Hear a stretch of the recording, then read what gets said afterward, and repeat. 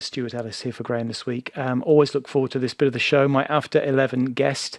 Now, it's somebody who's had a lot to come to terms with in his life from a very young age.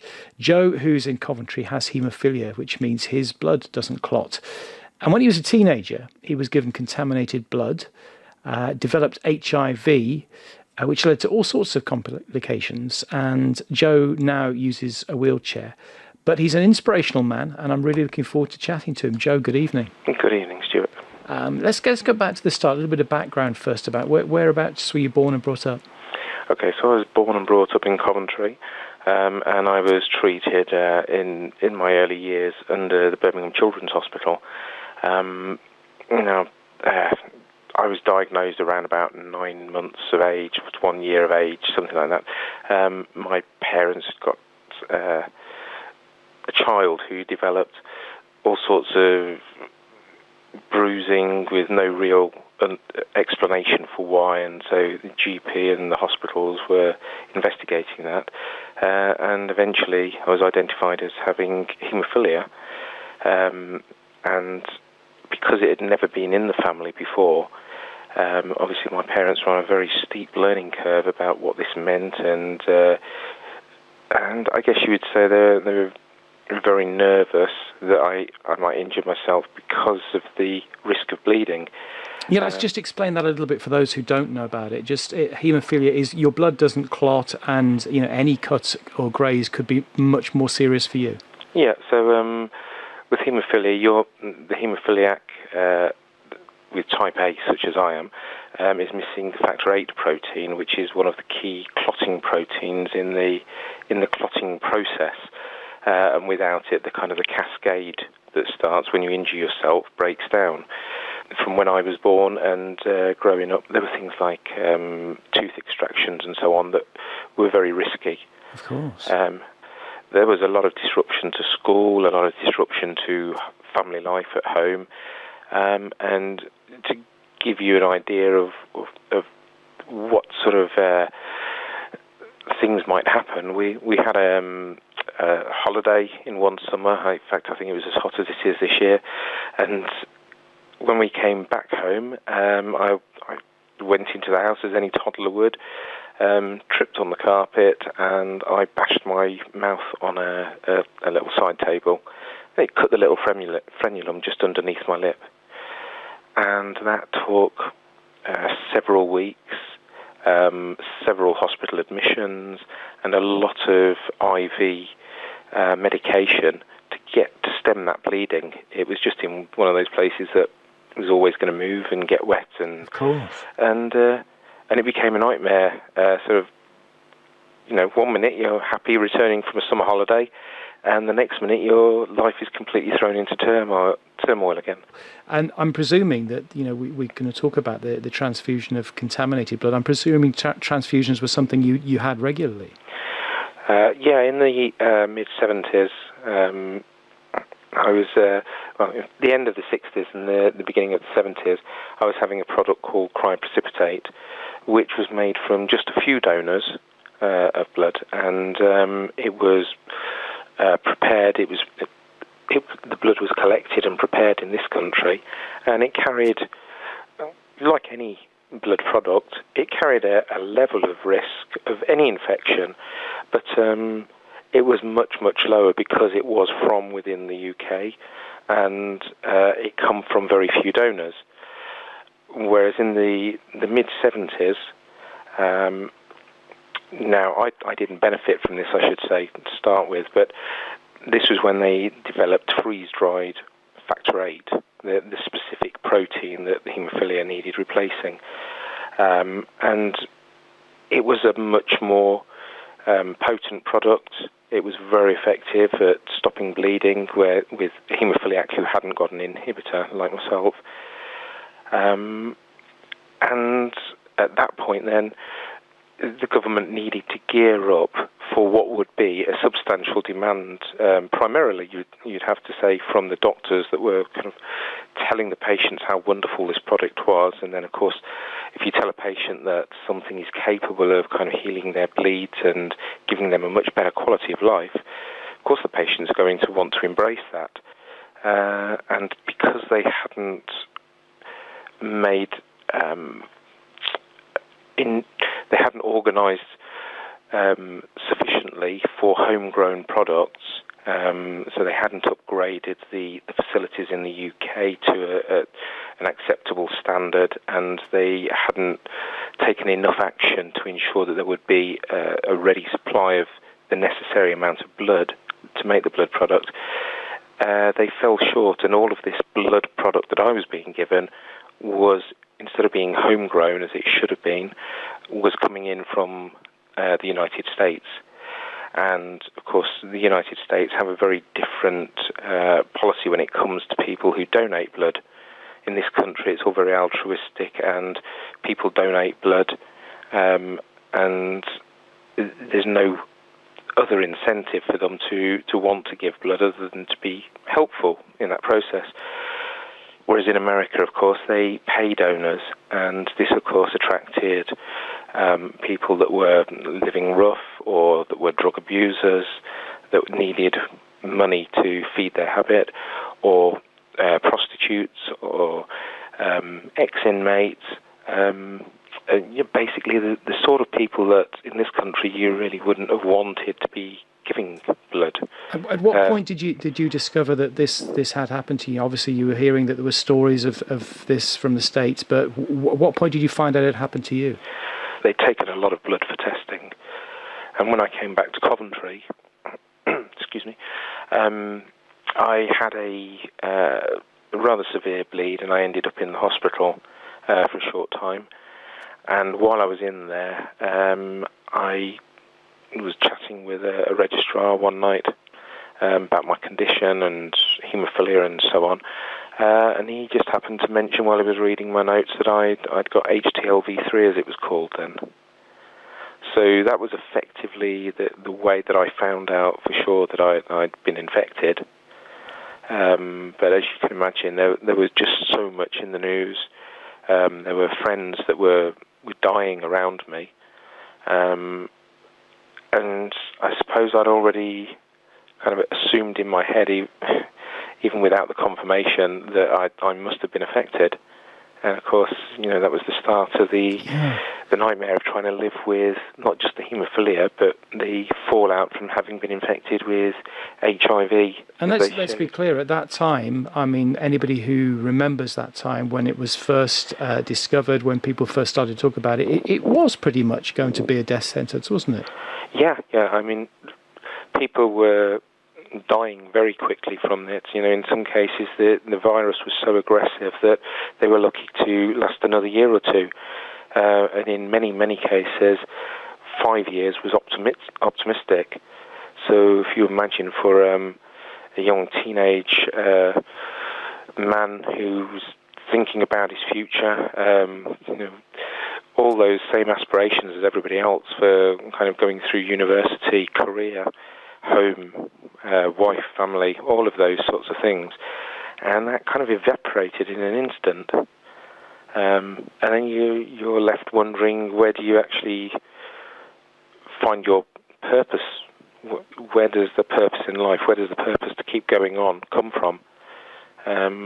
It's a death sentence, and you can't see any way out of it. Nobody can help you. There was no cure, and there was just pure panic. The stigma, the fear around everyone.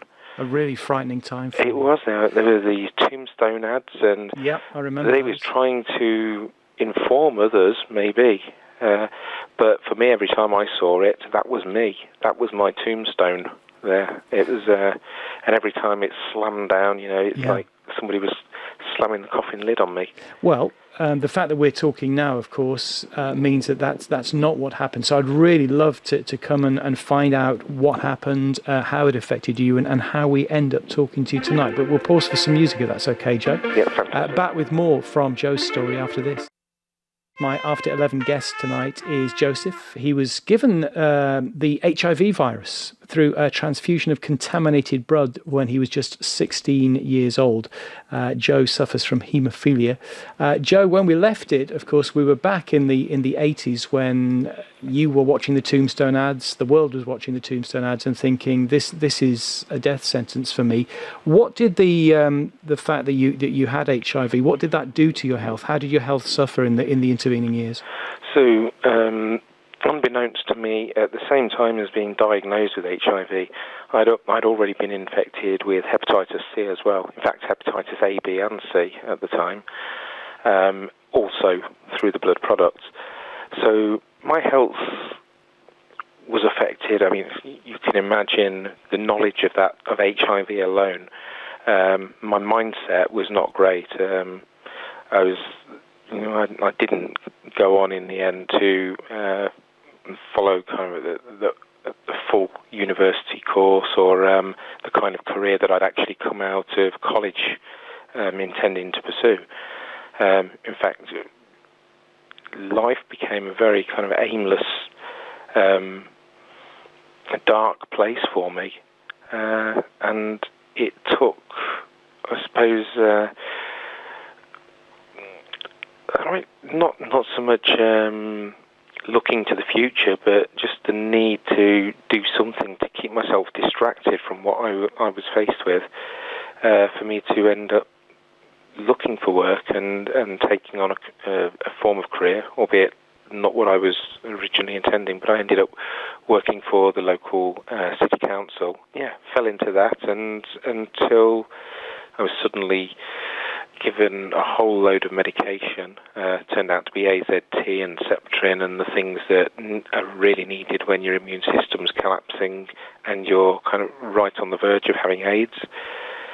Another moment where the world comes crashing down around you again. And again, at that time, I mean, things have changed so much from where we're talking today in 2018, but at that time, they really were making it up as they went along with medication to try and suppress HIV and to stop you developing the full-blown AIDS, weren't they? Yeah, I mean, at that point, they knew that, so there were common ailments that people often died from with AIDS. So pneumonia was one of them, which is why they gave you a very strong antibiotic as a prophylactic to try and avoid that. But that in itself had got terrible side effects. In fact, they were so severe and made me so ill that the doctors in the end had to withdraw the Septrin, leaving me open to that infection. Every night I would get home from work and I'd be so exhausted that I didn't have the energy to do anything more. I would just crash. I'd feel so sick, and say through the night sweats were unbearable. And then the morning had come round and I'd try and put a smile back on my face and go into work like I was the same as everybody else. And of course, many people at that time, the time we're talking about, it was such a high-profile thing, and many people in the same situation as you have died and were dying. Yeah. And here it was affecting you in the worst possible way.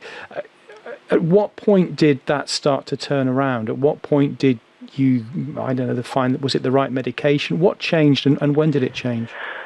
So, I mean, throughout this whole disaster, this scandal, you've seen people continually dying, even when AZT came along. You know, it might prevent their death, it might just delay it a little while. But there was really not a lot. There was a lot of money going into research, but nothing to really be a game changer until around about 1996. And that, in many respects, is why I'm very, very fortunate, I think. I basically succumbed to AIDS in 96. My immune system collapsed. I went from working and living a relatively, what would you say, it was hardly normal, but by my standards, a relatively normal life, one day, and within a week, this thing had attacked me, and I couldn't sit up, I couldn't feed myself, I couldn't function, couldn't drive, couldn't work, and I needed to be admitted to hospital. And eventually, the doctors just said, well, we really don't have any answers, so I was sent home and started receiving care at that point, started needing to use an electric-powered wheelchair, and really my life looked very, very bleak. It looked like I wouldn't be around for very long at all. And that was the point when I said I was very lucky, because new experimental treatments started coming out, combination therapy as it was called. And I got a referral to the Heartland Hospital, just outside of Coventry. And there, that fantastic team of doctors listened to me.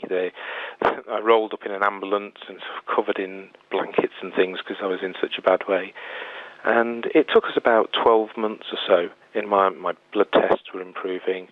The arthritis that I'd been hit with started to settle down, although the damage that it had caused remained permanent. But slowly, the drugs began to have an effect. Yeah, and when you look at how bleak things really were for me, I was on a sofa by day, propped up with pillows, reliant on cares and remote controls to operate everything from telephone and front door and TV and so on, to being in a similar state, but in bed at night. And that was all that life consisted of, was being moved from bed to sofa and back to bed. There was no other outlook. So very much on my own is the way I felt. Did you have, as well as, obviously you'd grown up with haemophilia, and so you get different, but of course with HIV for so many years, and sadly even still now, it comes with stigma as well. Did you find that, as well as having to cope with the actual infection? That was there all the time. It just went on top of everything, and I've seen the same sort of stigma now, in hospitals when somebody comes in and they're suspected of having some sort of virus or a bacterial infection, and there's kind of a fear until it's identified in that, and people don't want to take the risk of catching it. In medical profession, as professional as they are, there is still that element of fear that can raise itself. And what I found was that instead of going to a ward that was all about haemophilia, I was suddenly being sent to hospital to the infectious diseases unit, and the stigma around AIDS was such that all the bad things that you've ever heard when people have been kind of neglected, where nurses don't want to come into you, they don't want to help you with personal care or toileting, or they don't want to stay and give you a meal. They kind of poked the tray in through the door and left it on the table for me, and this, they just didn't want contact. We spoke earlier, when we were talking, literally the first part, we left it where you were virtually a teenager living with a death sentence, and we're now talking to each other in 2018. You have your health issues, obviously we said you have to rely on a wheelchair, but you are still here. What keeps you motivated? How do you deal with it mentally? Oh, that is such a massive question, especially after the last couple of years that I've had, because, I used to think of myself as kind of invincible. I'd sort of soak up the pressures of anything, whether it was haemophilia related or to do with the viruses. I just kind of got on with life, or so I thought. But eventually, it takes its toll. You can hit a wall, and for me, the wall came with a change to my combination therapy, and one of the drugs that I was on used to be very active in the brain. We used to think that was a good thing, as in it was fighting HIV there.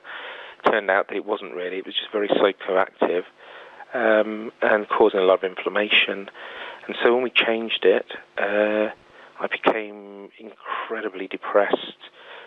My mood and my whole demeanour just completely changed, over a couple of weeks. And the same with the time that I had my hepatitis C therapy to treat that virus, and the drugs were so they had such an impact on mood and mental state. They literally could change, a person's whole character and what you could cope with.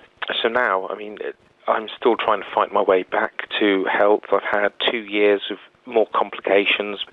So life remains a challenge for me. But it's a challenge for the whole world, actually, as we've got an opportunity within our lifetime to potentially eradicate HIV if everybody gets on board, which means, of course, finding the people and getting them treated and tested and treated if they need it. And that's something you'd really like to see. It would be nice to see, and the only hiccup, the challenge, if you like, is that people's attitudes, the stigma, needs to be changed, and that includes with governments where, in Russia, for instance, where the LGBT community is kind of persecuted, we need to be able to bring people forward, get them tested, and they're not going to do that if they're fearful of the treatment they're going to receive. So, very, very important thing to find these people and get them on medication. Still a lot to be done. Joe, it's been really fascinating talking to you. Thank you so much for sharing your story tonight. I really appreciate it. I appreciate it.